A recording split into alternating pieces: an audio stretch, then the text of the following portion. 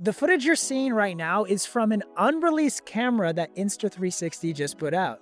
And we think it just might kill the DJI Pocket 4. Let's check it out.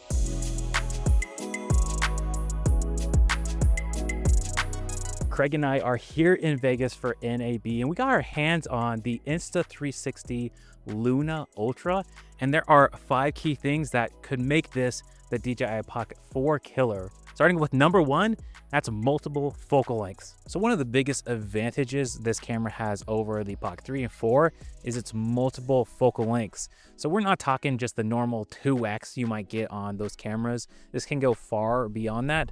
We can't actually mention how much it can zoom in, but from what you can see in these shots, you can zoom in quite far and get some really detailed shots.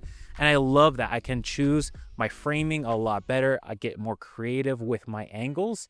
So it's pretty cool that you have that flexibility on a small pocket camera like this.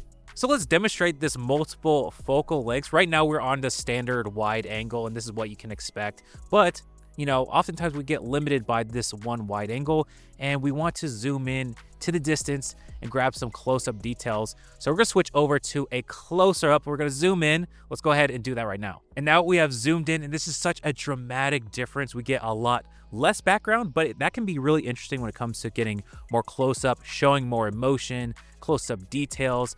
Absolutely loving this, but also allows you to not only reframe and isolate your subject, but also you can do cool things like track your subject and get some cool parallax, Michael Bay-esque footage. So super cool to see that we have this level of flexibility on such a tiny travel camera. Now, additionally, the Luna can finally film in 10-bit color with 14 stops of dynamic range. So this is the first Insta360 camera at this point to actually feature 10-bit color.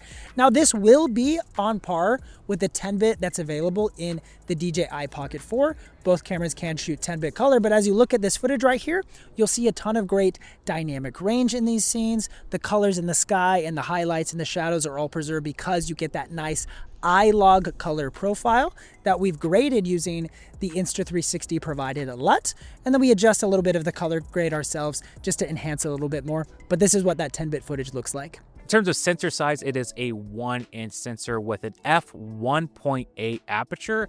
What this means is we should expect some shallow depth of field, especially as I get closer, and then also improvements in low light. We took this camera out to Fremont Street, tested some low light LED stuff. Super cool to see, and we can just see in these visuals how it holds up. We are shooting log, so it's really putting it to test when it comes to low light, but just judge for yourself how the image quality looks when it comes to low light scenarios. Now, this camera actually is going to come in 2 distinct versions, and we have the more premium option right here, and then there's going to be a little simpler version as well that creators can access at a more affordable price point. But also, it's going to come in 2 colorways, so you're going to get black and a white option as well, which is great for creators who want just that creative style they're looking for out of their camera.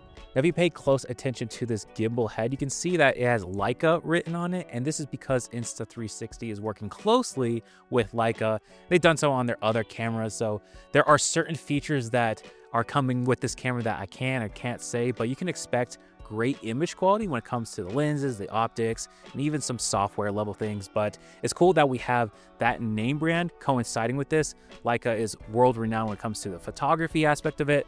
As you pay close attention to the image quality from this footage, notice the sharpness, any sort of lens flares. I'm pretty impressed with the footage so far. Now, if you're somebody who's actually interested in picking up this kind of camera, it's going to serve a very similar use case to what the Pocket 3 has been for years. So typical day in the life vlogging, it actually can get some pretty cinematic results. So if pros are interested in having a nice vlog style compact camera, they can travel with them, but still get the best possible image quality with that 10-bit color, a large 1-inch sensor, you're really able to get some pretty solid results. And if you're a beginner, it's a camera that'll grow with you as you get better with your skills and understand how to even shoot in things like manual settings with log profiles. So first impressions of the Insta360 Luna, immediately off the bat, we knew this is a bigger version than what we expected from the Pocket 3, which is very small, compact. This is bigger, a bigger grip. I felt it was a better fitting in the hand, a little bit more ergonomic. I feel like also the build quality is superior to the DJI Pocket 3.